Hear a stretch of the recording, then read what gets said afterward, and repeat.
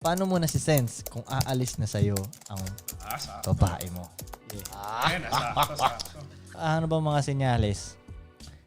Yun, isa na nga yun, pag ang inuunan na niya yung sarili niya. Yung feelings niya. Pali.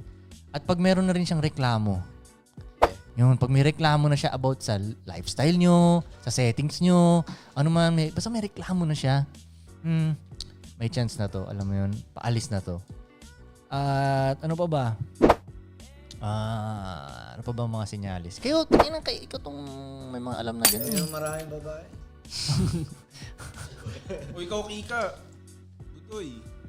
Siguro pag nadidisrespect ka na niya. Yes, sir. Ngayon, pag nakakita ka ng disrespect, paalis na yun siya. Alam mo yun, may mga ano na siya, amba. Actually, yung iba, matagal na silang Amba lang naman. matagal na silang umalis talaga sa'yo. Kumbaga, nandun sila physically. Physically nandun sila. Mentally. Pero yung mind and heart niya, wala na. Matagal na yun. Minsan kaya nila yun na 1 year na wala na talaga yung mind and heart nila sa'yo. Pero yung physical nila nandun pa rin. Yun. Wala na. Hindi considered ng wala yung babae. Kaya nga merong mga ex na pa rin eh. Oo. Mag-ex sila. Physically na lang yun. Diba? Pero isa yun sa mga sign. Sa tingin ko, yun na nga. Pag inuuna niya na yung sarili niya. Yun nga, nasabi ni Koy lahat. Pag hindi na siya nakafocus sa kaligayahan mo, paalis na tong babae. Basta may gusto na siya. Oo. Basta may gusto na siya na hindi... may hindi niyo na siya. gusto. Oo, na Parang hindi mo ganun. gusto. Yeah. Basta pag May sarili niya suggestion na ba? Sarili niya na iniisip Pag niya. naging selfish na siya. Yun, basically. pag nagiging selfish na siya. May suggestion na eh. Suggestion na siya. Tama. Pag nagiging selfish na siya. Tol. Like, hindi niya na iuhingin yung opinion mo. Hindi na siya mag-agree minsan. Yung mga ganun. Sir. Yeah. Minsan nga hindi na siya masaya sa desisyon mo. Oh. Yun pa nga lang yun eh. Dapat sa simpleng desisyon mo, masaya siya. Kasi tiwala siya dapat sa'yo eh. Oo, yeah. Kasi masaya ka. Kung masaya yung lalaki, masaya din yung babae. Pero pag hindi ka niya nakikita masaya, ibig sabihin, hindi na siya okay sa'yo.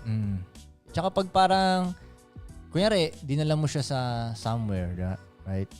Mahalin man o hindi, na Hindi lugar. marunong mag-appreciate. Pag hindi na siya masaya doon, talaga.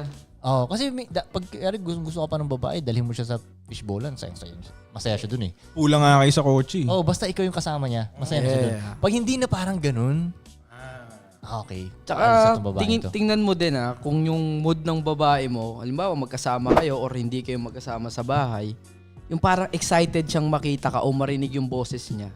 Boses mo. Na nagising na siya. Masaya na siya doon. Pag hindi na ganun, pag hindi na siya ganun, malapit na siya, paalis na siya. wala na. Hindi na siya excited na magigising ka. Ako, ang tip ko lang sa inyo, pag nararamdaman yung paalis na yung babae, lahat na ng advantage na makuha mo, muna, paalis na to eh. Tapos pag umalis na siya, tapos na. That's it. You know? Basta at least ginawa mo yung part mo. Yes, sir. At hindi ka rin, ginawa mo lahat ng tama ba? Right? Yes, sir. Kumbaga, hindi naman siya makakasabi ng, winalang hiya ako na ito. Hindi ka makakasabi ng ganyan sa akin, bitch. Di ba? Di ba? Yeah, so, yun ang mga sign. So, pansinin nyo lang, pag hindi na niya ang kaligayahan mo, malapit na siyang umalis. Pag selfish na siya, pag sarili niya na inuuna niya, bago yung relationship nyo at yung goals nyo, malapit na siyang umalis. Doon sila nagkakamali. Alright.